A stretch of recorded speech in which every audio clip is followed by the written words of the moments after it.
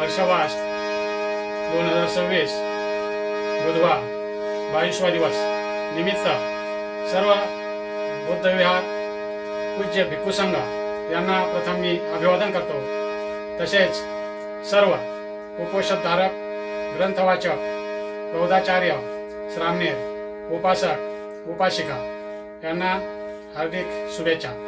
बंधूंनो, नरोगणात जेव्हा भगवंत संदेश देताना आपल्या त्रिरत्नाचं महत्त्व सांगतात आणि उपासकांना म्हणतात की माझ्या धम्माचा उगम कसा झाला याचा मी थोडक्यात पार्श्वभूमी सांगतो, जेणेकरून धम्माचा उदय कसा झाला याचीही कल्पना आपणास असावी। आणि म्हणून भगवंत गृहत्य केल्यानंतर सर्व ऋषीमुनींना भेटून त्यांच्याशी सर्व शास्त्रांचे अभ्यास करून आणि संवाद करून सर्व जीवनावश्यक ज्या गोष्टी आहेत, मानवतावादी ज्या गोष्टी आहेत, मानवी जीवनाला ज्या आवश्यक गोष्टी आहेत त्या सर्व जमा करून त्याच्यावर ते कसं विचारमंथन केलं आणि ते साध्य कसं झालं ते